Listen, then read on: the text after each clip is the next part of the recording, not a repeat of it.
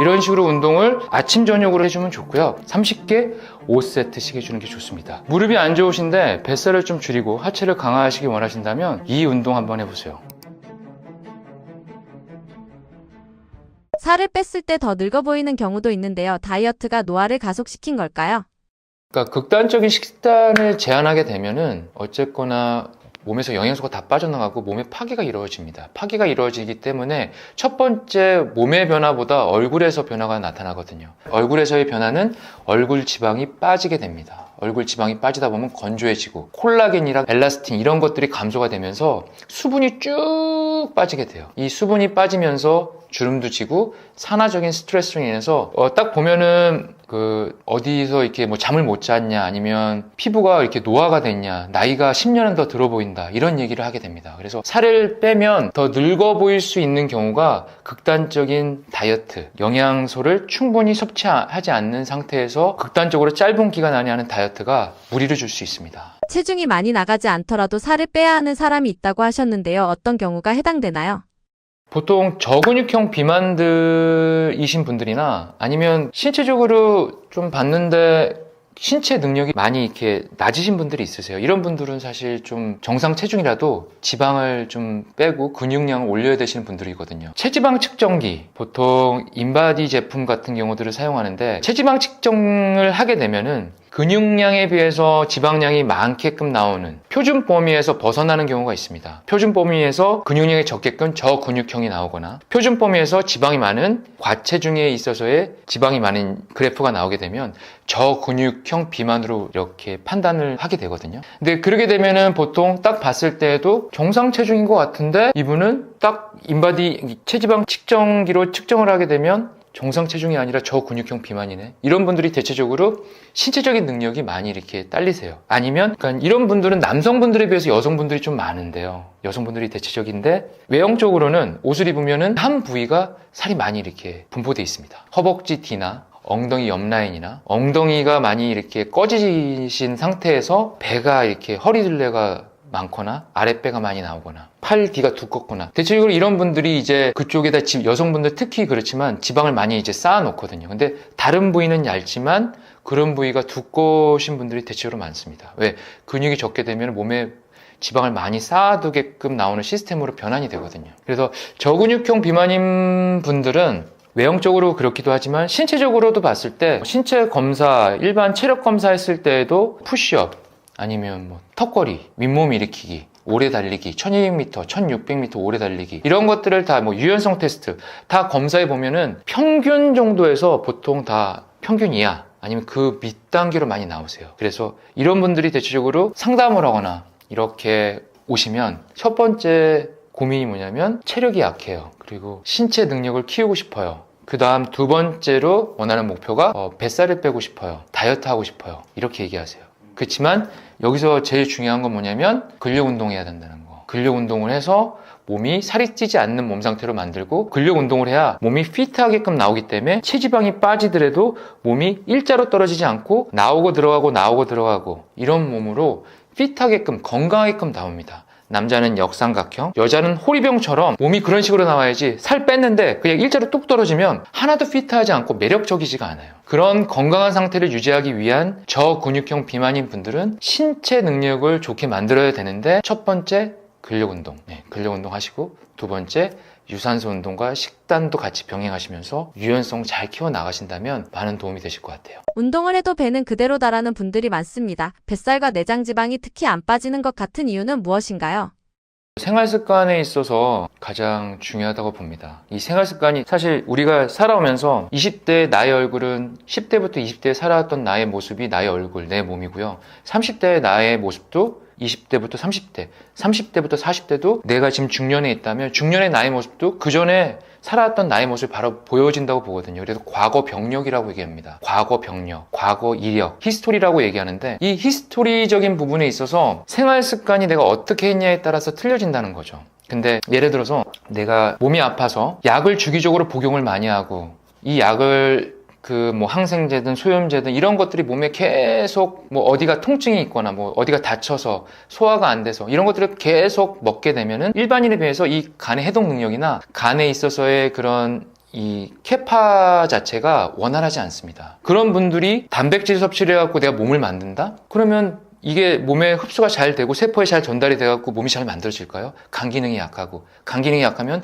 신장 기능도 약할 수 있고, 이 신장 기능도 약하게 되면 실질적으로 간과 신장이 약하면 수면 부족도 일어나고, 아니면 장기적으로 소화관에 있어서 소화 능력도 떨어질 수밖에 없는 상황이 되거든요. 근데 그런 분들이 내 몸을 이렇게 단백질을 잘 섭취하고 운동을 해서 만든다? 이 상태에 있어서의 내 생활 습관이 어떻게 되냐에 따라서 판명이 된다는 거거든요. 제가 이제 많은 분들을 상담하고 한 1만 명 가까이 되는 분들을 상담하고 티칭해드리고 대화를 통해서 몸을 변화시켜 드렸을 때 대부분이 많은 상식을 다 갖고 계시는데 똑같아요. 식사 자체가 이 탄수화물 양이 많아요. 단백질은 진짜 적습니다. 단백질은 너무 적고 탄수화물 양이 많아요. 어느 날은 단백질 많은 날도 있지만 대체적으로 일주일 루틴, 2주 루틴, 한 달 루틴을 봤을 때 탄수화물이 거의 80대요. 80에서 70%가 됩니다. 단백질은 정말 적어요. 먹는다? 그러면 지방이 많이 들어간 단백질이 아니라 밖에서 사 먹을 수 있는 단백질들을 많이 먹을 수밖에 없는 상황도 되고, 이런 상태로 식사를 하고 있으신 거예요. 그러다 보니까 본인들은 과도한 탄수화물, 그리고 이게 혈당을 많이 올리는 탄수화물인지 아닌지를 모르시고 그냥 일반적으로 드시면서 생활하다 있다 보니까 나는 적게 먹는데 왜 살이 쪄요? 혈당을 너무 많이 올리는 음식들을 드시고 있거나, 이런 과당이 많이 들어가 있는 음식들을 먹고 있거나, 이렇게 음식들을 드시다 보니까 이 살이 많이 찔 수밖에 없거든요. 특히 뱃살. 아까 말씀드렸지만 혈액이 고혈당이 되면은 몸 안에 내장 지방으로 다 쌓이게 되거나 피하지만 배로 다 붙이게 됩니다. 그러니까 고혈당이 되지 않는 음식들을 선택해 주는 게 중요한 것이죠. 그래서 실질적으로 생활 습관에 있어서 굉장히 중요한데, 그러면 여기서 생활 습관에서 음식을 먹을 때 제가 말씀을 드려요. 탄수화물을 드실 때 이 탄수화물이 보통 식이섬유와 당이 합쳐져서 탄수화물이 되는데, 식이섬유와 당에서 이 식이섬유를 제거하고 당만 있는 탄수화물은 드시지 마시라고. 식이섬유가 제거된 것들은 대체적으로 콜라, 사이다 같은 이런 음료들, 에너지 음료도 마찬가지고 이런 음료들, 그리고 밀가루는 이제 잘게 부수면은 식이섬유가 다 없어지거든요. 이 밀가루들, 이런 음식들, 그리고 떡, 면, 이런 게 다 포함되는 거죠. 그리고 볶아 탄수화물이 아닌 그냥 뭐 쌀밥, 흰쌀밥, 이런 것도 당을 엄청 올립니다. 이런 음식들, 그리고 초콜릿, 아이스크림, 사탕, 너무 맛있죠. 너무 맛있는 음식들은 이 식이섬유가 없고 당만 있거든요. 그래서 우리가 뒤에 영양소를 딱 보면은, 음식 살 때 영양소를 보면은 탄수화물이라고 써 있기도 하지만 뒤에 당이 얼마만큼 들어가 있는지도 좀 보시면 좋을 것 같아요. 이런 것들이 내 몸에 뱃살로 많이 저장할 수밖에 없는 시스템이다라고 보시면 될 것 같고, 여기서 이제 드실 때에도 중요한 게, 만약에 이제 탄수화물을 좀 먹어서 뱃살을 좀 안 찌우고 싶다 그러신다면 음식 먹는 순서도 중요합니다. 음식 먹는 순서도 지방을 1번, 왜? 혈당이 많이 안 오르니까. 2번 바로 단백질, 3번 탄수화물, 이렇게 돼요. 근데 그 전에 특급으로 0번은 채소입니다. 채소, 지방, 단백질, 그 다음 탄수화물, 이런 식으로 음식의 순서를 바꿔서 이렇게 쭉 드시면은 몸에서 혈당이 많이 안 오르고요. 그 다음에 몸으로 지방이 잘 안 쌓이고 인슐린 분비도 이렇게 천천히 분비하면서 몸에 천천히 저장을 하게 됩니다. 급하게 저장하지 않고. 그렇게 고혈당으로 이루어지지 않는다는 거죠. 그래서 처음에 드실 때는 에피타이저 식으로 야채나 이런 채소들로 이렇게 좀 드시는 것이 좋습니다. 이런 식사를 해주시는 것이 뱃살을 빼는데 도움이 되고 뱃살이 잘 안 붙게 된다는 거를 참고해 주시면 좋을 것 같아요. 벽에 기대서 하는 운동이 내장 지방과 하체 근육에 도움이 된다고 하는데요. 왜 그런 자세가 효과적인 건가요? 벽에 기대서 내장 지방과 하체 근육에 도움이 되는 운동을 좀 하려고 하는데, 그 중에 하나, 여러 운동들이 있습니다. 그 중에 하나 또 도움이 되는 건 벽을 기대고 하는 월시트, 벽을 기대고 하는 스쿼트입니다. 자, 편하게 다리는 어깨 너비로 벌린 상태에서, 이렇게 유연성이 좀 힘든 분들은 앞꿈치를 옆으로 벌리거나 좀 더 다리를 벌려서 하셔도 됩니다. 자, 이 상태에서 11자로 놓고 등 대고, 손은 가슴에 놔도 되고요. 자, 이 상태에서 앞으로 나란히 해도 됩니다. 이 상태에서 가슴에 앞으로 놓고 그대로 앉습니다. 앉다가 무릎이 발 앞꿈치보다 많이 나오는 상태가 좀 유지가 된다면 좀 더 발을 앞으로 놓은 상태에서 앉습니다. 자, 90도까지 앉았다 일어나면 더 좋고요. 이 앉았다 일어나는 자세를 했을 때 만약에 이렇게 벌려진다 그러면 앞꿈치를 벌려서 좀 더 넓게 앉았다 일어났다 하면 됩니다. 유연성이 떨어지신 분들은 이런 식으로 하면 되고, 유연성이 좋으신 분들은 그대로 90도까지 앉았다. 아직 무릎이 좀 아프다 그러면 45도부터 시작하시면 돼요. 45도부터 쭉 이런 식으로 정확하게는 90도까지 앉아주는 게 좋습니다.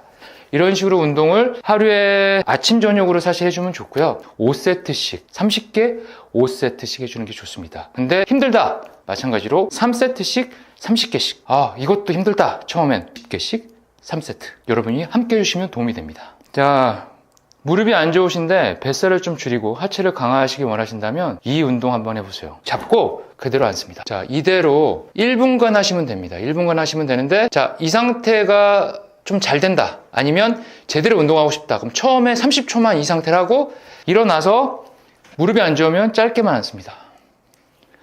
무릎이 좀 괜찮다, 더 앉고 싶다, 그럼 더 깊게 앉습니다.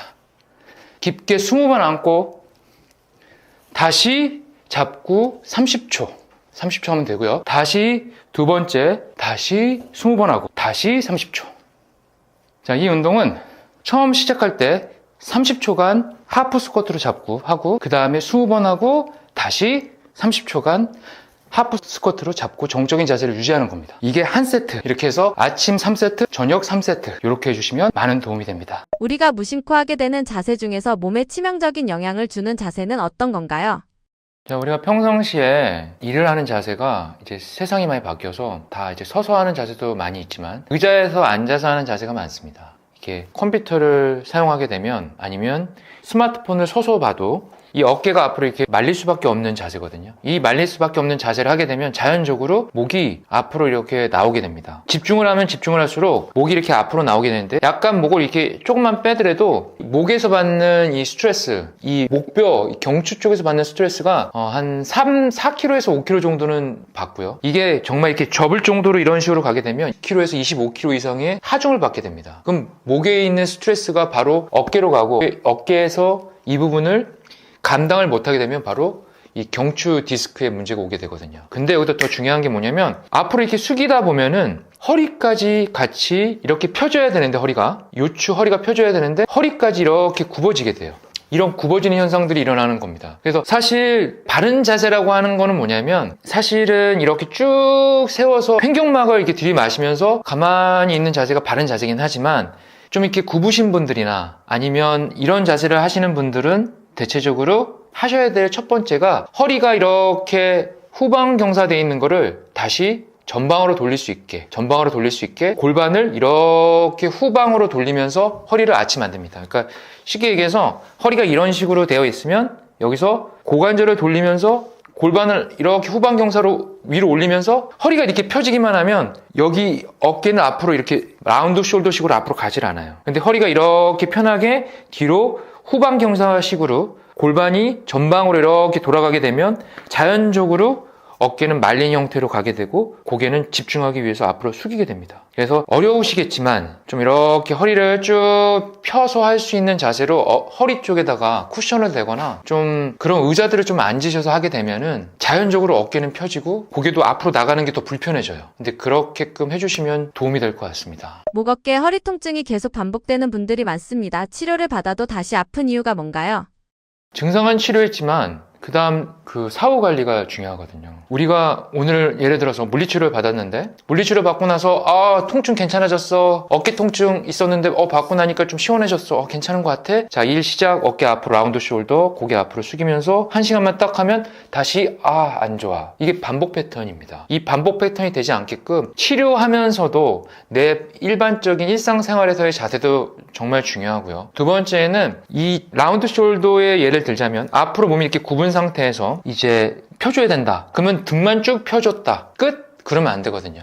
앞에 있는 가슴 앞쪽에 있는 이 소흉근이라고 하는 근육, 이런 근육도 쭉 펴줘갖고 운동을 통해서 앞으로 이게 단축되지 않게끔 만들어줘야 되거든요. 그런 부분들을 사후적인 관리, 운동적인 관리, 평상시 자세적인 관리, 이런 걸 통해서 해준다면은 통증이 재발되는 위험 요소가 줄어들고 앞으로도 좀 윤택하게 생활할 수가 있을 텐데, 아플 때만, 사실 간절할 때만 찾는 거죠. 간절할 때만 통증 줄이기 위해서 병원 가고, 통증 줄이기 위해서 물리치료 다니고, 통증 줄었네 갑자기 몸을 그냥 관가해버려요. 퍼스트로 해갖고 내 우선순위를 첫 번째에 놓고 이걸 다 해놓고 다운 걸 해야 되는데, 이게 통증이 주니까 또 괜찮아져서 이렇게 가요. 그럼 나중에 또다시 아프면 또 똑같이 병원을 가거나 물리치료를 받으러 가요. 이게 나쁘다는 게 아니고, 이 반복되는 패턴을 줄이시길 원하시는 분들은 기본적으로 생활 습관 습관을 조금 변형을 주셔야 된다는 말씀, 그리고 사후 관리적인 기본적인 운동에 있어서 정확한 운동들을 좀 하셔갖고 통증을 줄일 수 있게끔 만들어 주시는 것이 좋습니다. 운동보다 호흡이 먼저다라고 하셨는데요. 호흡 하나로 정말 혈액순환이나 통증이 달라질 수 있나요? 보통 호흡을 하게 되면 우리도 모르게 무의식적으로 코로 호흡을 하면 너무 좋은데 입으로 하는 경우가 많습니다. 입으로 하게 되면은 호흡이 이 뇌까지 다 안 들어갑니다. 그리고 깊게 소화관 밑에까지 호흡을 해가 내려가거나 올라가거나 하질 않아요. 왜냐하면 짧을 수밖에 없습니다. 입으로 호흡하는 양은 짧을 수밖에 없고, 입으로 호흡하게 되면 목 근육만 많이 사용하게 되는 현상들이 많이 일어나거든요. 근데 코로 호흡을 하게 되면 뇌까지 숨이 들어갈 수 있어요. 깊게 들어갈 수 있고, 이런 필터들 한 3개 정도에 있는 이 얼굴 쪽에 있는 필터들을 통해서 뇌까지 올라가니까 뇌에 열이 받아서 가동되는 뇌의 열도 식혀주고, 머리도 잘 들어가고 두통도 없어지고, 그리고 횡격막, 이 횡격막 자체가 코로 숨을 쉬어야지만 이 들어 마실 때 쭉 이렇게 올라갔다가 폐는 좀 작아지고 횡격막은 올라오고, 내뱉을 때 횡격막이 내려가면서 폐가 쭉 넓혀지면서 쭉 넓혀지고, 이 과정을 통해서 이 소화 기능도 되게 좋아집니다. 왜냐하면 횡격막에 있어서 그 사이에 위가 이렇게 위관이 연결이 되어 있고요. 그 다음에 이제 정맥이나 아니면 이제 동맥 혈관들이 이렇게 연결되어 있고, 심지어는 이런 신경까지도 이렇게 연결되어 있습니다. 근데 코로 숨을 쉬지 않고 입으로만 쉬게 되면은 어깨만 들썩들썩 목으로만 사용을 한다는 건데, 그러게 되면은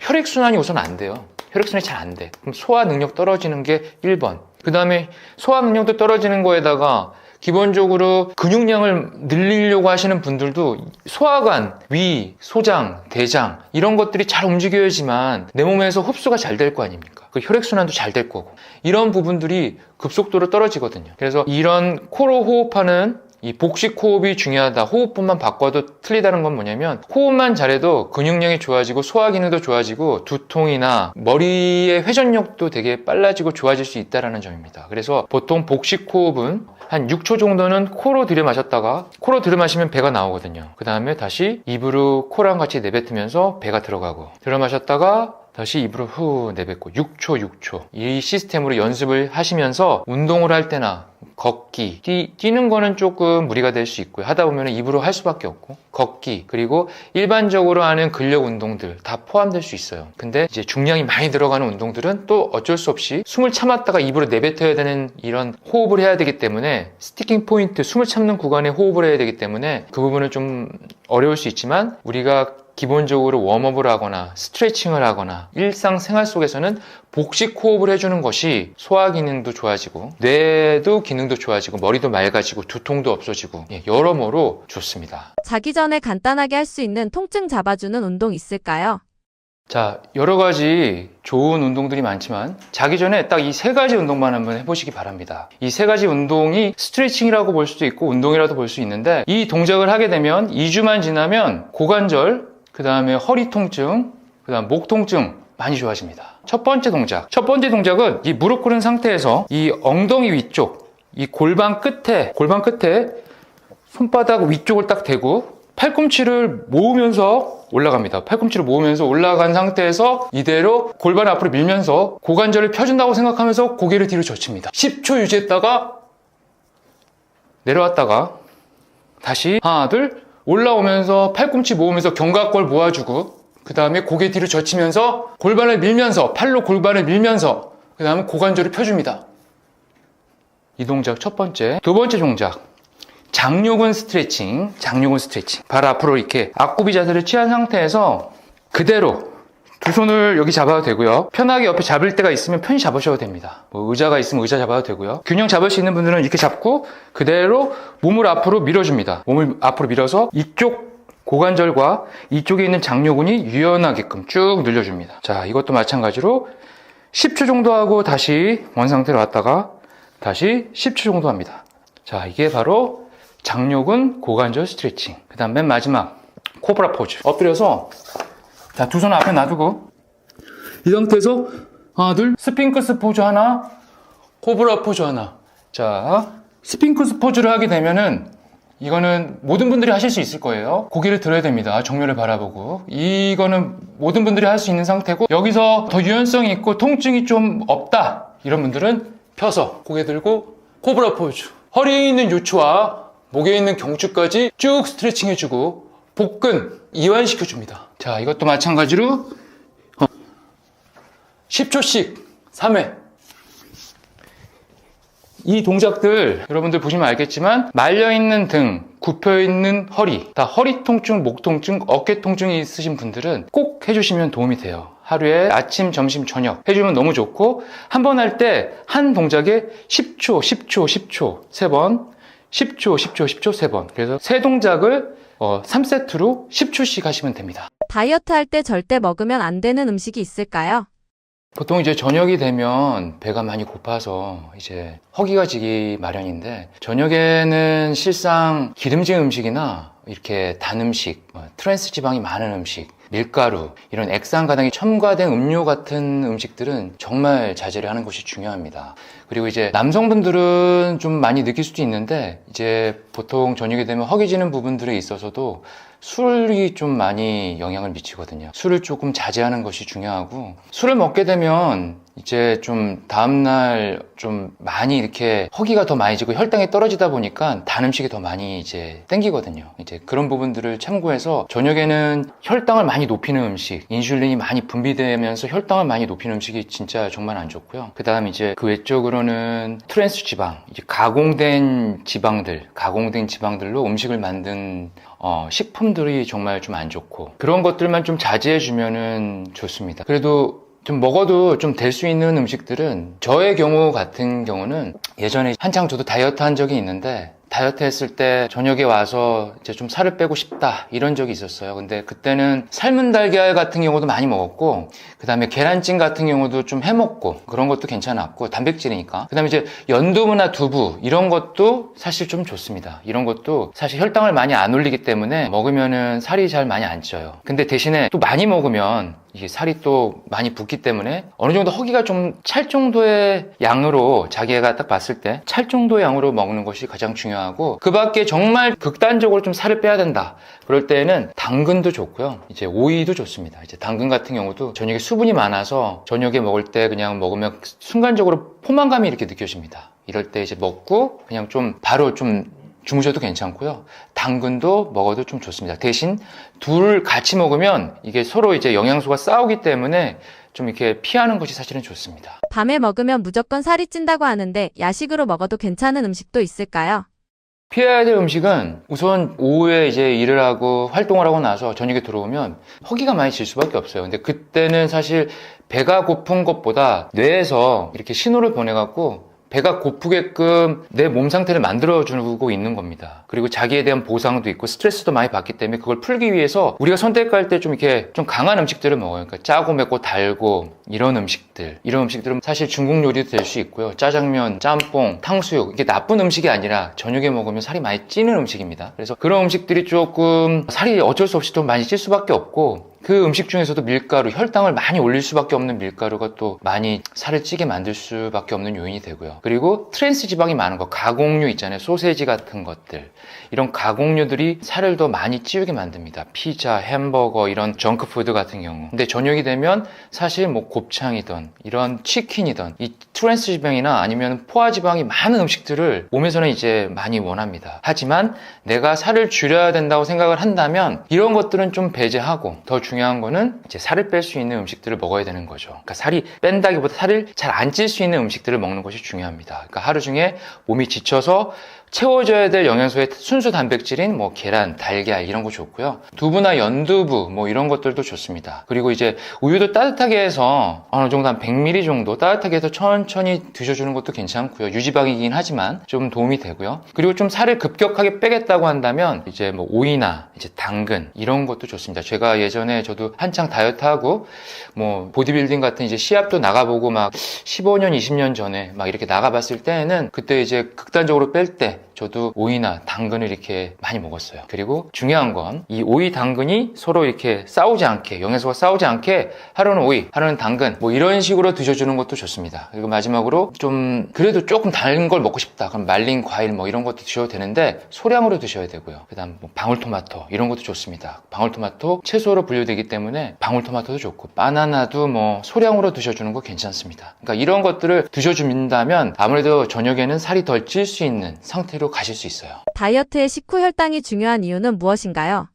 식사를 하고 났을 때 음식을 먹으면 음식이 위에서 이제 쪼갭니다. 위에서 쪼개서 영양소로 들어가기 위해서 쪼갭니다. 이제 쪼개갖고 다시 소장으로 가요. 소장으로 가서 또 잘게 부습니다. 잘게 부수면서 영양소를 흡수하고 마지막 대장에서 수분을 쭉 빨아들입니다. 이런 과정이 적게는 뭐 1시간 반에서 2시간, 많게는 4시간에서 6시간 정도 걸리는데 이런 과정 속에서 음식을 쪼개갖고 혈관으로 쭉 가서 이 혈관에서 우리 몸에 있는 세포들로 이렇게 쭉 영양 공급을 합니다. 근데 이런 과정 속에서 음식을 먹고 혈관에서 음식을 많이 먹게 되면 혈관에서 고혈당이 됩니다. 이 혈액이 이 포도당인데 포도당이 몸의 세포에게 저장을 해야 되는데 고혈당이 돼요. 이 고혈당이 되다 보니까 이 혈당을 낮추기 위해서는 보호기전으로 세포에도 각 세포, 근육세포, 뼈세포 다 저장을 하지만 나머지 세포들은 보호기전으로 내장지방이나 이런 피하지방에다 지방을 다 저장을 해요. 근데 이런 지방을 저장할 때 인슐린이 분비를 하게 됩니다. 혈당이 올라가면 인슐린이 분비를 하게 되거든요. 근데 이런 혈당이 높은 음식을 먹게 되면 인슐린이 더 많이 분비하게 되고 그 다음 훅 갑자기 혈당이 최고치로 올라갔다 훅 떨어지면 바로 인슐린이 더 많이 떨어지게 됩니다. 이런 과정들이 계속 반복되다 보면은 인슐린에 있어서의 저항성이 생기게 되고 인슐린의 저항성이 생기다 보면은 더 많이 살이 찌게 되고 과도하게 비만이 될 수밖에 없습니다. 그래서 혈당 스파이크를 올리는 이제 이런 음식들은 사실 자제하는 것이 중요하고요. 혈당 스파이크를 올리지 않는 복합 탄수화물, 단백질, 지방, 이런 채소, 이런 음식들을 먹어주는 것이 중요합니다. 그래서 여기서 이제 좀 제일 중요한 것이 뭐냐면 식후에 있어서 혈당이 올라갈 수밖에 없는데 이럴 때에는 식후 10분 정도에서 한 15분, 20분 정도 안에는 걷거나 가벼운 체조나 아니면 스트레칭이나 몸을 움직여주는 것이 중요합니다. 그래야지 혈당이 안정화돼서 살이 안 찌고요. 그 다음에 한 1시간 반 정도 되면은 혈당이 최고치로 올라가요. 그때가 몸에서 이제 저장이 막 마무리되는 시점이거든요. 이 시점이 지나서 한 2시간 정도 지나면은 혈당이 떨어졌을 때쯤에는 그 다음부터 이제 운동을 해서 내 몸에 있는 혈액에 있는 포도당 자체를 많이 써주고 몸에 있는 글리코겐 같은 이런 에너지를 많이 써줘서 살을 쭉 빼주는 과정을 해줬을 때 몸이 이제 이게 반복이 되다 보면 나중에는 정상적으로 혈당이 높지 않게끔 그리고 인슐린도 그만큼 많이 분비하지 않게끔 몸이 정상화됩니다. 식후 혈당을 안정시키는 데 도움이 되는 간단한 운동법이 있을까요?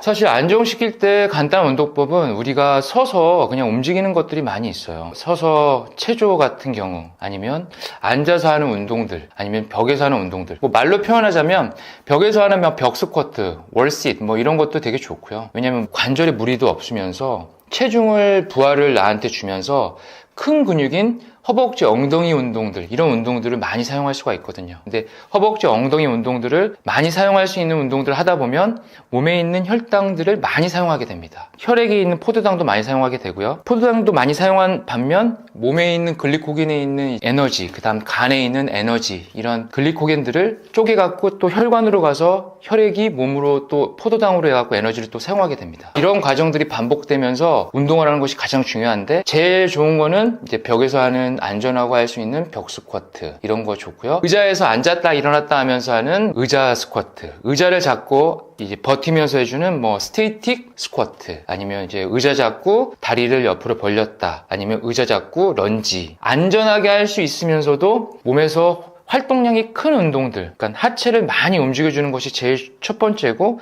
두 번째는 상체 스트레칭이나 상체 운동들을 이렇게 병행해 준다면 사실 식후 혈당을 낮추는데 많은 도움이 됩니다. 자, 여러분 식후 혈당을 낮추기에 도움이 되는 여러 운동들이 있는데 그 중에 하나 꼽자면 그냥 의자에서 앉았다 일어났다 하는 스쿼트를 하시는 게 가장 좋을 것 같습니다. 우선 무릎에 부담이 없고 그 다음에 할 때 편하게 할 수 있고 이 운동을 여러분들이 하시게 되면은 많은 도움이 되실 거예요. 자, 다 같이 한번 따라해 보겠습니다. 의자 앞에 쓴 상태에서 앉으면서 그냥 편하게 앉았다가 그냥 일어나시면 돼요. 손은 앞으로 이렇게 내밀고 내리고 올렸다 앞으로 나란히 했다 내리고 손을 앞으로 나란히 했다 내리는 거는 아무래도 이 혈당을 낮추기에 활동량이 많으면 더 도움이 되기 때문입니다. 자, 잘하시는 분들은 앉기 전에 바로 올라오셔도 되고요. 더 잘하신다면 의자를 사용하지 않은 상태에서 하시는 게 더 좋고요. 이런 식으로 하루에 5세트 정도 5세트를 30번씩 5세트 만약에 힘들다 30번씩 3세트 더 힘들다 20번씩 3세트 이렇게 하시면 도움이 많이 되실 겁니다. 뱃살, 특히 내장 지방을 줄이는 데 도움이 되는 운동은 어떤 종류인가요? 뱃살 내장 지방을 줄이는 운동은 전신 유산소성 근력 운동입니다. 자, 전신 유산소성 근력 운동은 전신을 사용하는 운동이 가장 좋아요. 그러니까 에너지를 가장 많이 사용하면서 호흡이 원활하게 멈추지 않고 이렇게 숨을 쉬면서 할 수 있는 전신 유산소성 근력 운동이 가장 좋습니다. 이런 운동들은 서서 점핑잭 같이 옆으로 팔벌뛰기 같은 운동들이 포함될 수 있고요. 다리 들면서 박수치기 이런 운동이나 아니면 목도리 도마뱀 같은 운동이나 이런 전신을 이용하면서 계속 몸을 움직여주면서 하는 운동들이 뱃살 내장 지방을 뺄 때 좋습니다. 근데 여기서 제일 중요한 건 뭐냐면 했다가 쉬었다가 1분 했다 쉬었다가 1분 했다 쉬었다가 이런 식으로 하면은 많은 도움은 되지 않고요. 좀 쭉 한 번에 5분에서 10분 정도 하고 1, 2분 쉬고 한 번에 5분, 10분 정도 하고 1, 2분 쉬고 이 정도는 사실은 되게 좋습니다. 대신에 노약자나 초보자나 몸에 근골격계 질환이 있거나 아니면 심혈관계 질환이 있는 분들이시라면 아무래도 약간 좀 조심하고 처음에 시작할 때는 1분부터 그 다음 2분, 3분, 4분, 5분 이런 식으로 늘려가시는 게 좋습니다. 결국 중년 다이어트에서 가장 중요한 건 무엇일까요? 중년 다이어트에서 제일 중요한 건 말할 게 너무 많은데요. 여기서 제일 중요한 거는 첫째는 근육량 늘려야 된다는 거. 왜냐면 기초대사량이 떨어지기 때문에 기초대사량은 이제 20대 후반부터 떨어지기 시작해갖고 중년 30대 중반 되면은 이제 기초대사량이 연 1%씩 쭉 떨어지게 됩니다. 사람에 따라서 차이는 좀 있지만 40대가 되면 더 많이 이렇게 50대가 되면 더 많이 이렇게 떨어지는데 이 기초대사량이 떨어진다는 얘기는 근육량이 감소한다는 얘기예요. 근육량이 감소한다는 얘기는 뼈의 밀도도 감소한다는 얘기입니다. 근데 뼈의 밀도가 감소하면 무기질부터 해갖고 우리 몸 안에 있는 마그네슘, 임, 칼슘 이런 것들이 다 빠져나간다는 거예요. 그러면 근합성이 안 된다는 겁니다. 근육을 합성시키고 탄성을 줄이기 위해서는 이런 무기질이 있어야 되거든요. 근데 뼈의 밀도가 줄어든다? 그러면 근육량이 줄어든다. 근육량이 줄어든다? 곧 기초 대사량이 줄어든다는 얘기를 말씀드리고 싶어요. 근데 중요한 게 뭐냐면 근육량 5kg가 빠지면 뼈의 밀도가 1kg가 줄어듭니다. 그러니까 중년이 됐을 때 30대 중반이나 20대 중반으로 따졌을 때에는 우리 몸이 신체적으로 계속 이렇게 노화가 된다는 느낌, 몸이 잘 안 움직여지고 옛날 같지 않다는 그런 본인의 신체 능력은 바로 여기서 기반된 거거든요. 유산소 운동은 너무너무 좋지만 근력 운동 꼭 하셔야 된다는 거. 연근 저축하듯이 내 몸을 중년에 잘 만들어 놔야지. 이런 청소년 때 운동하셔갖고 성인까지 20대 30대까지 운동을 잘 하신 분들은 이런 부분이 포함이 좀 덜 할 수 있지만 잘 안 해놨다가 중년 돼서 갑자기 신체적 노화로 인해서 질병이 오거나 몸이 아프거나 아니면 내 몸이 예전 같지 않다는 느낌이 많이 오거나 통증이 심하다면 분명 여기서 느끼게 돼요. 그러니까 여기서 정말 중년에서 첫 번째 신호가 왔기 때문에 근력 운동을 열심히 해서 근육량을 이제 향상시켜 갖고 노후에는 좀 편안하게 보내야 됩니다. 이걸 만들어 갖고 그게 유지하면서 최대한 근육을 안 까먹게끔 만들어야 되는데 노후가 돼서 근육량 만들어야 된다? 너무너무 힘들어요. 이게 이 생리학적으로도 신체적으로도 영양학적으로도 너무너무 힘들어요. 그러니까 그 부분에 있어서는 여러분들이 꼭 중년부터는 근력 운동이 첫 번째다라는 거를 키워드로 가져가시면 좋을 것 같고요. 두 번째는 중년부터는 20대, 30대도 하면 너무 좋지만 중년에는 너무너무 중요한 부분이 공복 상태를 유지하는 거를 좀 말씀드리고 싶습니다. 공복 상태 유지라고 하는 건 뭐냐면 아침, 점심, 저녁 다 먹어야 되는데요. 이제 저녁 식사를 보통 6시에서 7시 먹으면 7시 이후부터 다음날 아침 7시까지는 공복 상태 유지를 해주시는 게 좋아요. 그 이유가 뭐냐면 첫 번째로 공복을 유지하게 되면은 몸에서 이제 인슐린이 안 나옵니다. 인슐린이 안 나오고 혈당도 오르지 않아요. 그래서 이 인슐린도 나오지 않고 혈당도 나오지 않은 상태를 만들게 되면은 몸에서 지방을 분해하는 성분이 이제 발생되게 돼요. 간에서 케토시스라고 하는 몸의 신체적 상태가 되기 위한 초입 단계인데 몸에서 탄수화물만 계속 분해하다가 이제 몸에서 위험 신호가 오니까 이제 지방을 막 분해합니다. 간에서 지방도 이제 분해하고 이런 지방을 분해해서 이 지방을 몸에서 에너지를 사용하거나 몸에서 이제 신체적 능력으로 이제 사용을 하게 됩니다. 근데 이제 12시간부터 그렇게 되고 보통 12시간부터 이제 한 16시 되면은 몸에서 자가 포식이 일어나면서 나쁜 세포가 좋은 세포에 의해서 나쁜 세포가 이제 이렇게 없어진다고 보면 됩니다. 그러니까 몸이 정화되는 상황이 돼요. 이런 상태가 됐을 때 가장 이상적으로 지방이 잘 빠지는 상태가 됩니다. 혈당이 오르지도 않고 그 다음 혈당이 오르지 않은 상태에서도 인슐린은 분비하지 않고 인슐린이 분비하지 않으니까 인슐린 저항성도 안 생기고 몸에서 지방을 에너지로 갖다 쓰니까 너무너무 지방이 잘 빠지는 현상, 이런 현상을 잘 만들어준 상태에서 아침, 점심, 저녁을 주기적으로 적당한 양의 단백질을 꼭꼭 섭취해 주시면서 탄수화물, 그 다음에 지방, 그리고 수분 섭취, 이런 것들이 잘 유기적으로 잘 이루어진다면 일주일만 지나도 몸 상태가 틀려져. 아, 내가 좀 힘이 없는 것 같지만 내가 지금 건강해지고 있는 느낌 분명히 드실 거예요. 한 달 지나면 통증들도 없어져요. 정말 신기합니다. 공복 유지했을 때 성장 호르몬도 분비가 훨씬 좋아져요. 잠잘 때 아이들 키 크게 하려고 막 먹이시는 분들이 있는데 그거 맞기도 하지만 사람마다 이제 DNA가 틀려서 맞는 부분도 있지만 대체적으로 대부분은 공복 상태에서 성장 호르몬이 훨씬 많이 분비되기 때문에 낮보다 낮에 한 20% 분비된다면 잠자는 시간 60에서 80%가 분비되기 때문에 아이들도 공복 유지를 했을 때 몸이 훨씬 빠르게 성장한다. 대신 공복 계속 유지하면 안 되고 정확하게 아침 일찍 아침, 점심, 저녁 식사를 유기적으로 잘 해주고 분명히 영양소, 3대 영양소, 단백질, 탄수화물, 지방을 잘 섭취해서 몸 상태를 유지해주면 진짜 신경 안 쓰고 살이 쭉쭉 빠져나가면서 근육이 이제 탄성력이 붙어갖고 근육량도 좋아지고 신체적 능력이 좋아져요. 단 여기서 운동 꼭 하셔야 된다는 거. 근력 운동 1번, 2번은 유산소 운동, 마지막으로 중요한 거 유연성 운동, 스트레칭 정말 중요합니다. 요요가 안 오게 하려면 어떻게 해야 할까요? 자, 요요가 없으려면요, 제일 중요한 거는 아무래도 극단적인 식사 제한이겠죠. 대부분이 그러세요. 그러니까 식사를 제한해서 다이어트를 대부분이 하세요. 그러니까 그렇게 하면 멀리 못 갑니다. 여성들을 대상으로 연구했는데 한 15년 정도를 평생 살면서 다이어트를 한다고 합니다. 이 15년 동안 다이어트하는 기간을 좀 하지 말고, 하지 않았으면 좋겠고, 그냥 한 번만 잘 세팅을 해서 이 습관적인 루틴만 잘 가져가면 되거든요. 그러기 위해서는 극단적인 어떤 다이어트를 하는 단기 다이어트나 아니면은 식사량을 확 줄여서 내가 체중에 맞게끔 하는 다이어트를 하시는 것이 바로 요요 현상이 일어나거든요. 요요 현상이 안 일어나게 하게끔 하는 방법들은 제일 중요한 거가 이제 식사를 아침, 점심, 저녁을 꼭 해주시는 것을 저는 좀 이렇게 추천드려요. 물론 키토시스 이제 뭐 1인 1식 다이어트 너무 좋거든요. 이 다이어트도 너무 좋은데 이거는 이제 평생 그렇게 하실 거면은 그렇게 하셔도 되고, 사람의 몸 상태에 따라서 근육량이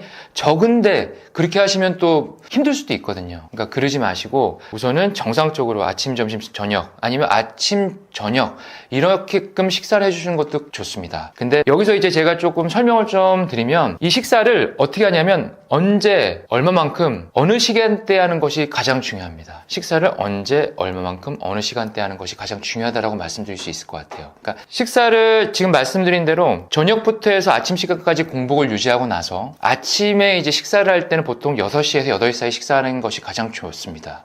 왜냐하면 이때 먹는 식사는 몸에서 흡수가 정말 잘 돼요. 왜? 공복 시간이 길었으니까 먹으면 바로 흡수가 쭉 됩니다. 그리고 살로 잘 안 쪄요. 많이 안 찝니다. 왜냐하면 오후 시간 동안 계속 활동을 하기 때문에 아침에 먹은 식사가 오후 동안 활동하는 모든 에너지원이 되거든요. 머리 돌아가야 되는 부분도 그렇고 신체적으로 움직이는 것도 그렇고, 대신 이제 단백질을 잘 몸에 자기의 양에 맞게끔, 몸 상태에 맞게끔 단백질 섭취를 해주는 것이 좋습니다. 그래서 아침은 임금처럼 좀 드시는 게 좋고, 점심은 보통 뭐 저 12시나 1시 정도 드시니까 그 시간대에 드시면 되는데, 점심은 좀 이렇게 신화처럼 드시는 게 좋고, 이제 저녁은 5시에서 6시, 길면 7시에 드시겠죠. 이 6시, 7시 이때 먹을 때는 거지처럼, 이제 좀 거지처럼 드시는 게 좋습니다. 그러고 나서 이렇게 공복 유지를 해주시면 요요 현상이 안 일어난다는 걸 말씀드릴 수 있고요.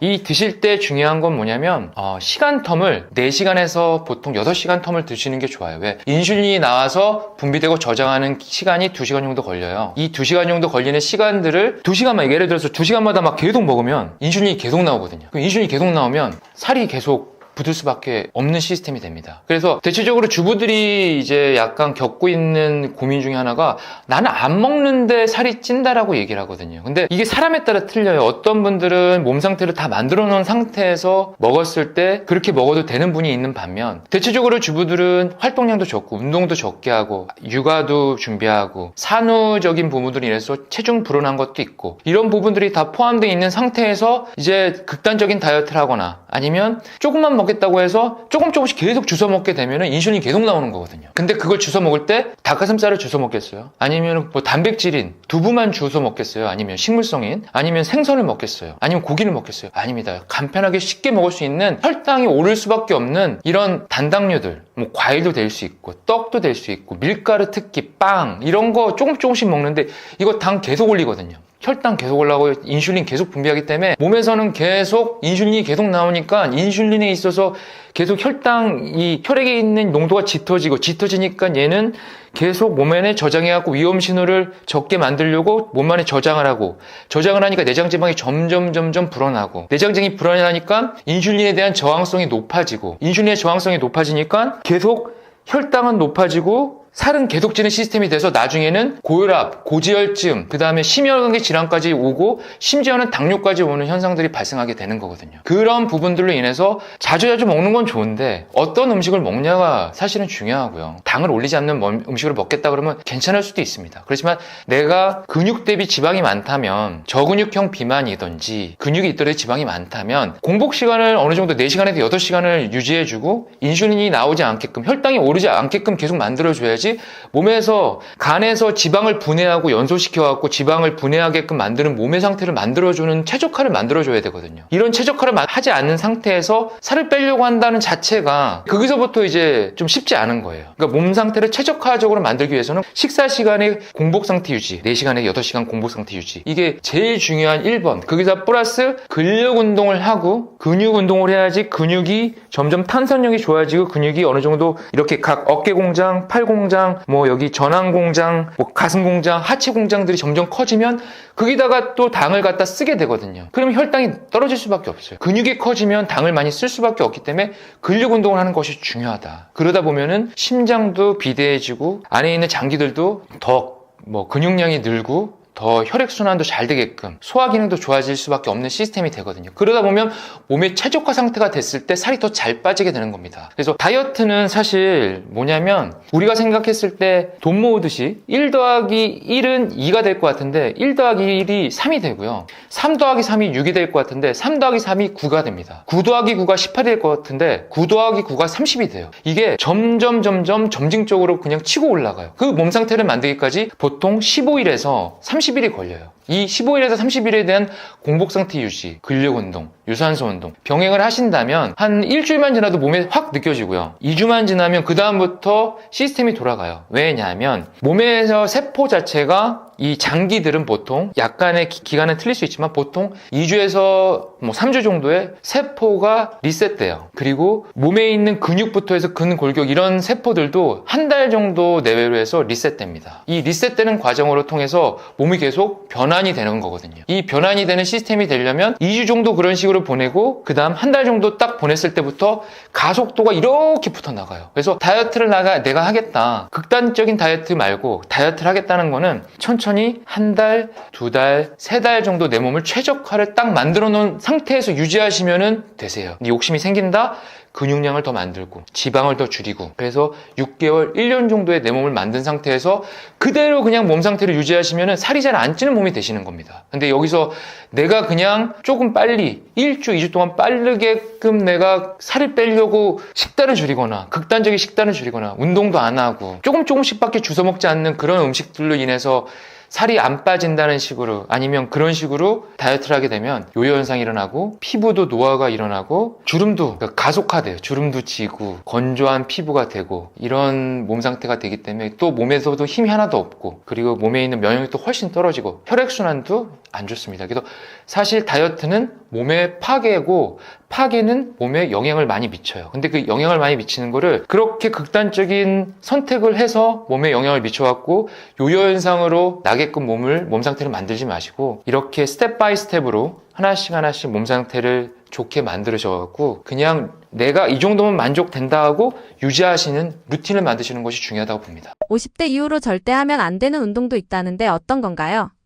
50대 이후에는 허리를 과도하게 굽히는 운동들을 하면 사실 좀 무리가 할 수 있고요. 또 사실 제일 중요한 게 그렇습니다. 그러니까 몸 상태에 따라서 틀려지는데 근육량을 이렇게 증가할 수 있는 운동들을 해주는 게 좋거든요. 근육량을 증가할 수 있는 운동들을 해줘야 되는데 내 몸을 잘 관리하신 분들은 50대가 되더라도 허리를 좀 굽히거나 무릎을 굽히거나 좀 많이 앉았다 일어났다 하는 운동들도 하셔도 되는데 대체적으로 활동량이 적으신 분들이 많으세요. 그런 분들이 갑자기 깊게 앉거나 아니면 허리를 굽히거나 무릎을 많이 굽히거나 그러면은 분명히 이 무릎과 허리와 이 목과 이런 자세들을 잡아줄 수 있는 그런 근육들이 활성화되지 않은 상태에서 하기 때문에 관절에 무리가 무조건 오게 되거든요. 특히 무릎, 허리. 그렇기 때문에 이런 몸 상태에 따라서 운동이 틀려지는 부분이 있고 만약에 몸 상태가 굽히는 게 좀 힘드신 분들 대상으로 말씀드리자면 이제 뭐 엎드릴 때 데드리프트, 뭐 이 데드리프트 처음 하시는 분들, 활동량이 적으신 분들이 하면 허리에 부담이 될 수도 있거든요. 근데 하면 너무 좋은 운동이고 그리고 두 번째는 윗몸 일으키기. 윗몸 일으키기 같은 경우는 그냥 크런치를 하면 되는데 이거 근지구력 측정을 하기 위한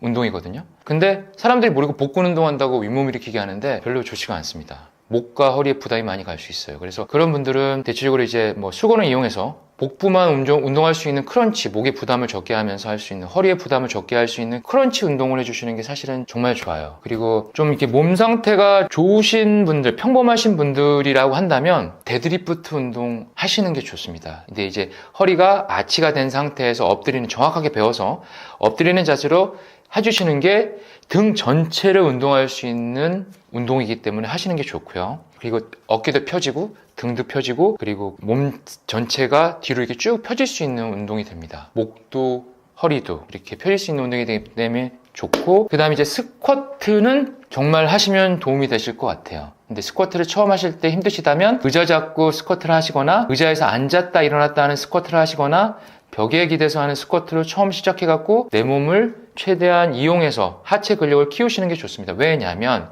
허리나 무릎 다 똑같은데요.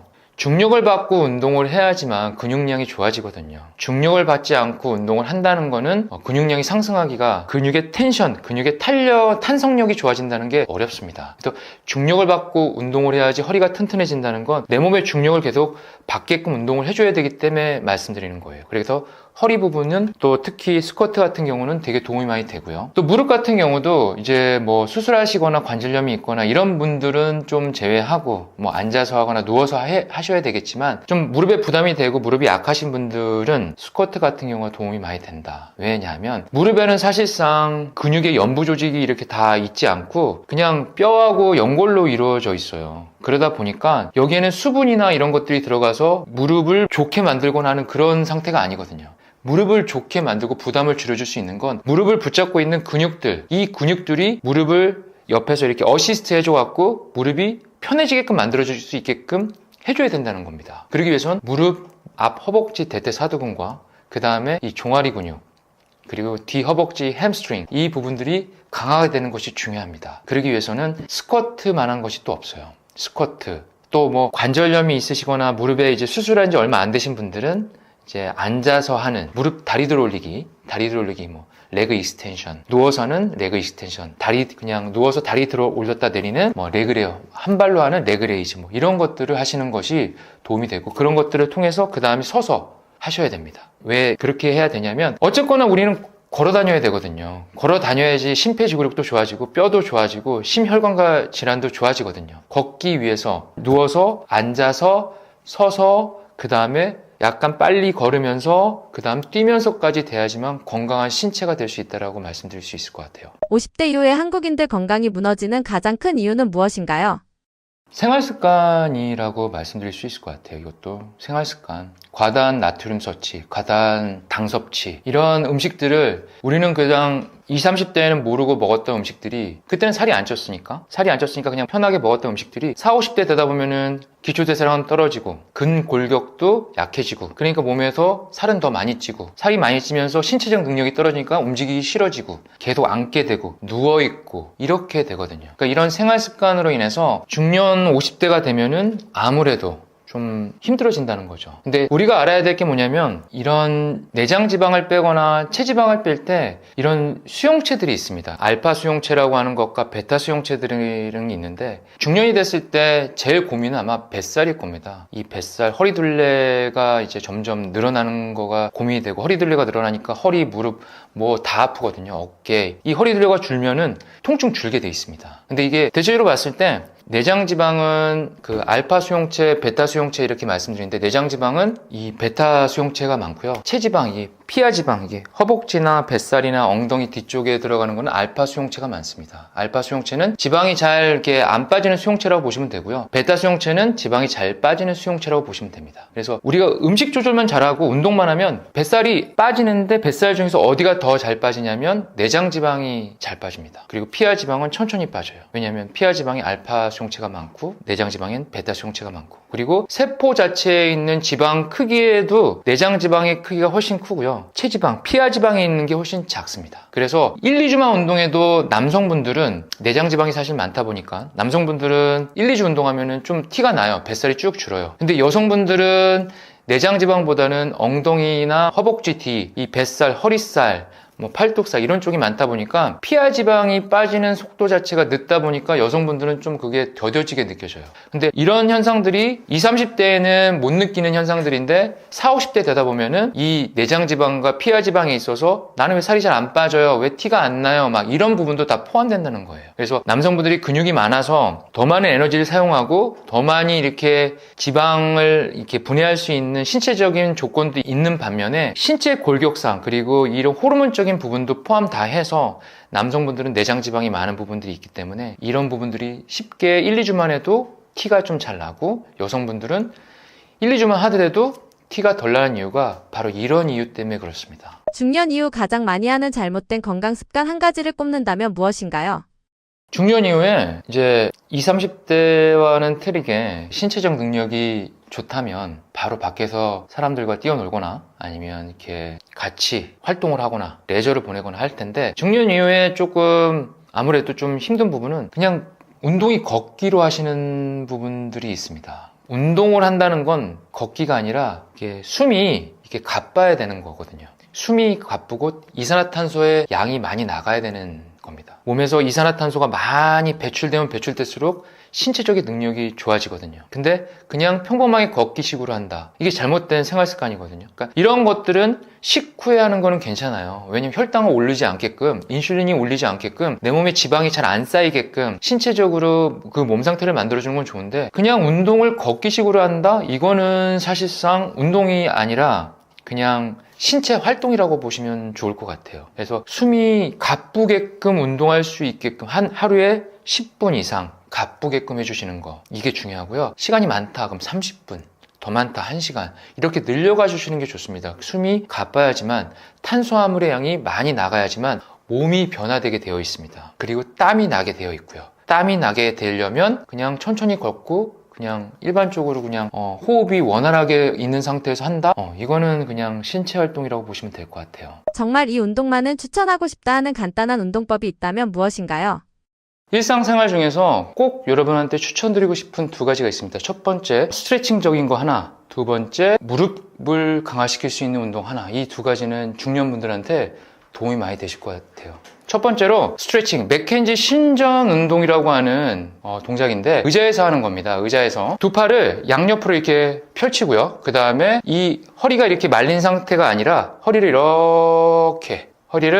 이렇게 전방경사를 만들어주고, 골반을 뒤로 후방으로 돌리면서 전방경사를 만들어주고, 견갑골이 모이게끔 하면서 붙여준 상태에서 고개를 뒤로 젖힙니다. 자, 여기서 키포인트는 엄지를 뒤로 제껴주는 겁니다. 그래야지 어깨 관절의 유연성이 더 높아지고 가슴이 펴지면서 말린 등이 쭉 펴집니다. 허리도 좋아지고 경추도 좋아지고. 자, 이 자세를 20초씩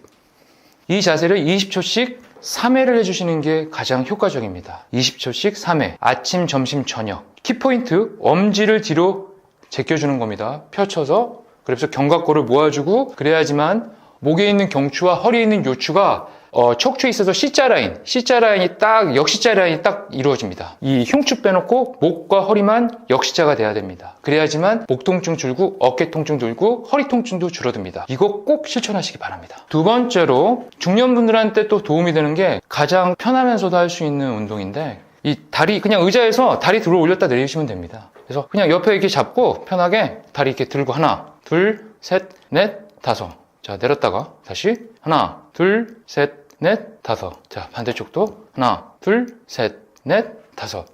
다시 하나, 둘, 둘, 셋, 넷, 다섯. 자, 이 운동이 좋은 이유는 뭐냐면요. 허벅지 뒤에 있는 햄스트링이 이완이 되면서 앞에 있는 대퇴사두근이 강화되면서 무릎이 안정됩니다. 이게 별거 아닌 것 같지만 하루에 한 3세트 정도 20번씩 아침, 저녁으로 꼭 해주시면 무릎이 예전하고 정말 틀리게 정말 편해질 겁니다. 뒤에 있는 허벅지 뒷근육이 늘어남으로 인해서 이 오금에서 혈액순환도 잘 되고 림프순환도 원활해지게 되거든요. 무릎 통증이 또 줄어들어요. 그리고 앞에 있는 허벅지가 강화되면서 무릎이 편안해집니다. 여러분 꼭 한번 실천해 보시기 바랍니다. 건강은 갑자기 무너진다고들 하는데요. 중년에 특히 조심해야 할 경고 신호가 있을까요? 중년이 되면 저도 중년이라서 너무 느끼는 건데 저는 20, 30대 때 제가 태권도 사범을 했을 때입니다. 저랑 가장 친한 친구와 태권도 사범을 하면서 숙식을 했을 때인데 그 도장에서 숙식하면서 근데 저녁에 일 다 끝나고 나면 밥 둘이 두세 공기씩은 먹으면서 김치랑 그냥 돼지 볶음이랑 다 먹고 나서 바로 그거 먹고 10분 있다가 투게더 아이스크림을 먹었어요. 근데 다음날 그때는 이제 복근이라고 하죠. 이런 복근, 왕자 이런 것들이 흐려지지 않을 만큼 신체 활동도 많았고 몸 상태도 그렇게 좀 좋았어요. 그래서 그때는 아프지도 않고 많이 먹어도 괜찮다. 살도 안 찌네? 이런 식으로 그냥 무지하게 생각했던 부분들이 40대가 지나고 50대 중년에 딱 오다 보니까 느끼는 거. 첫 번째가 먹으면 살이 많이 쪄요. 그냥 많이 먹으면 옛날처럼 먹으면 그러니까 많이 먹으면이라기보다 젊었을 때처럼 먹으면 살찝니다. 조절해야 돼요. 그리고 두 번째는 이게 옛날처럼 이 소화 능력이 좋지가 않아요. 소화관에 있는 위장도 다 근육들이기 때문에 이런 능력도 떨어지게 돼 있어요. 그리고 마지막 하나는 통증. 그냥 어느 순간 어깨 통증이 한번 오고 어느 순간 목 통증이 오고 어느 순간 무릎 통증, 골반 통증, 발목 통증들이 옵니다. 근데 이 통증들이 왔을 때 중요한 게 뭐냐면 이게 통증이 왔네? 그냥 이제 근데 며칠 지나고 파스 붙인 다음에 며칠 지나면 이게 좀 좋아져요. 근데 그 신호가 뭐냐면 단축되고 굳어진다는 겁니다. 이게 계속 몸이 계속 신호예요. 그게 통증이 아파 그래서 한 달 정도 병원 다니고 뭐 한 다음에 이제 통증이 잡혔네 하고 유연성 운동을 안 하고 가동범위 운동을 안 하고 신체 운동을 안 하고 그냥 냅두면 이게 체형이 계속 앞으로 이렇게 굽어지는 현상들을 받게 되실 거예요. 어깨는 앞으로 굽히면서 라운드 숄더가 되고 등은 굽고 목은 앞으로 쭉 나오는 거북목이 되고 허리는 이렇게 계속 앞으로 이렇게 전방 경사가 되지 않고 약간 굽혀지면서 허리도 앞으로 꼬부랑 할머니처럼 앞으로 굽히고 무릎도 옛날만큼 펴지지가 않고 고관절도 가동 범위가 줄어들면서 다리는 옛날만큼 올라가지 않고 이런 현상들이 바로 노화가 진행되는 현상이거든요. 이 노화가 진행되는 현상은 바로 이런 통증들의 시작이고 먹으면 내가 살이 잘 찐다? 옛날만큼 그러지 않네. 이게 신호 1번. 2번은 통증. 아프네? 이게 신호입니다. 이때 정말 주의해야 되는 거예요. 통증을 잡고 가동범위 넓히고 유연성 운동을 하고 근력 운동을 해주셔갖고 이게 단축되지 않도록 최대한 노력을 해야지 이 통증들로 인해서 여기가 굽고 그 다음 반대쪽 굽고 목 굽고 고관절 굽고 계속 굽어져 나가는 거예요. 이러다 보면 나중에 이제 내 몸 형태가 갑자기 정말 노화가 많이 일어난 내 몸 형태의 몸이 됐구나 이렇게 되는 겁니다. 안녕하세요 구독자 여러분, 하루 10분 내 몸 리셋 저자 김재원입니다. 저는 현재 인간미 넘치는 건강 이야기의 건강 멘토로 활동을 하고 있습니다. 구독자는 한 53만 지금 분들이 구독을 해주시고 있고 제가 이렇게 좀 좋은 계기로 여기 나와서 이렇게 또 여러분에게 인터뷰를 하고 또 강의를 드린 점에 있어서 너무 감사하게 생각하고 있습니다. 이번에 그 하루 10분 내 몸 리셋이라는 책을 출간하게 됐습니다. 제가 한 20여 년 동안 1만 명 정도의 회원분들을 상담해 드리고 또 강의도 많이 나가기도 하고 또 이런 부분들에 있어서 여러분들한테 도움을 좀 드리고자 이번 강의를 하게 되었고요. 또 책을 쓴 제일 큰 목적은 사실 저라는 사람이 책을 쓴다는 게 정말 맞는 걸까? 세상에 유명하시고 너무 대단하시고 위인 같은 분들만 책을 쓴다고 생각을 했었습니다. 근데 어느 우연치 않는 상황 속에서 좋은 분들을 만나서 저한테 권유를 해주시고 책을 써보는 게 어떻겠냐고 말씀을 해주셔갖고 그때 이제 많은 고심을 하고 좀 마음을 다잡게 됐습니다. 그때 고심했던 이유는 저의 가장 사랑했던 아내가 옆에 있었으면 제가 좀 이런 부분에 있어서 좀 고심을 덜하고 결정도 빨리 하고 책도 좀 더 빨리 쓰거나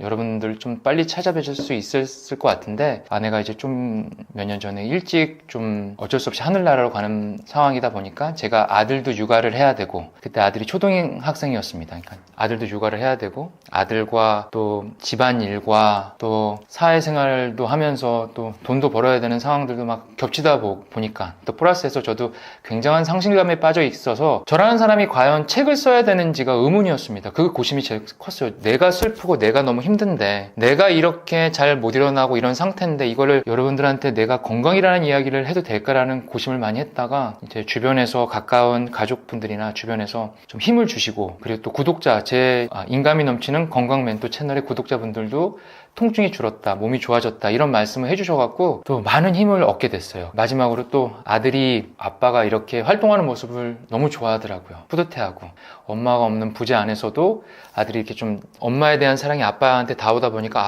아빠가 이렇게 잘하고 있는 모습이 마음의 자존감과 연관이 되더라고요. 그러다 보니까 그 다음부터 좀 마음을 다잡게 되고, 아들하고 이제 좀 산을 다니면서 책을 좀 쓰게 됐습니다. 그게 2024년도 10월부터인 것 같아요. 10월부터 책을 쓰게 돼서 한 1년여간 책을 쓰고 이렇게 여러분께 찾아뵙게 된 것 같습니다. 사실 이런 말씀 드리긴 좀 뭐하지만, 그때 1년여 전에, 뭐 2년여 전 2023년도에 일이 일어났었던 이제 저한테 큰 아픔, 큰 상실적인 부분이 있다 보니까, 아들이 몸무게가 원래 이렇게 퉁퉁하기도 했지만 한 18kg 정도 막 이렇게 체중이 엄청 많이 불어나게 되고, 저도 뱃살이 너무 많이 불어나고, 생활이 이렇게 영이롭지 않은 상태에서 좀 생활하다 보니까 망가져 갔어요. 이게 좀 밑바닥까지, 정말 밑바닥까지 갔었는데, 어느 순간 아들이 이제 저한테 와서 그 아이들이 이렇게 놀린다고, 엄마 없는 부재에 있어서 많이 이제 놀리는 부분들을 많이 얘기하다 보니까, 제가 그 말을 듣고 너무 이제 이렇게 돼서는 안 되겠다, 이렇게 되다 보면은 큰일 나겠다, 그런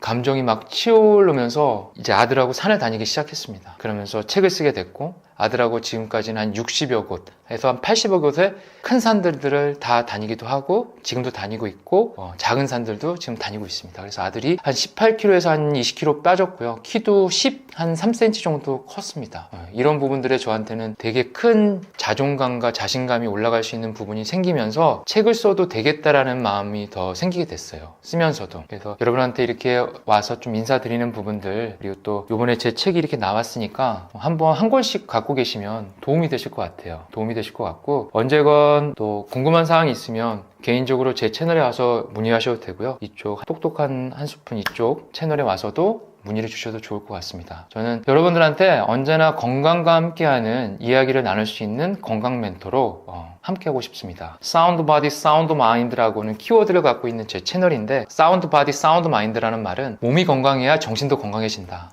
제가 그건 직접 몸소 느꼈거든요. 어려서부터 운동도 하고 체육적으로 공부도 하고 박사학위까지 밟고 했지만, 제가 큰 상실감을 겪다 보니까 몸이 망가지면 마음도 망가지고 자존감, 자신감 다 밑바닥까지 가더라고요. 근데 몸이 다시 건강해지니까 정신도 건강해지고 좀 더 자존감도 올라가면서 자신감도 올라가게 되는 제 모습을 확인하게 되고, 또 제 아들의 모습도 확인하게 됐습니다. 그래서 여러분들 만약에 조금이라도 심적으로 좀 자존감이 떨어졌거나 자신감이 떨어졌거나, 아니면 외적으로 내가 약해져 있다라는 모습을 느끼신다면, 사운드 바디, 사운드 마인드, 몸이 건강을 먼저 찾으시고 그 다음에 바로 따라오는 마음도, 정신도 건강해진다는 점 잊지 마시기 바랍니다. 감사합니다.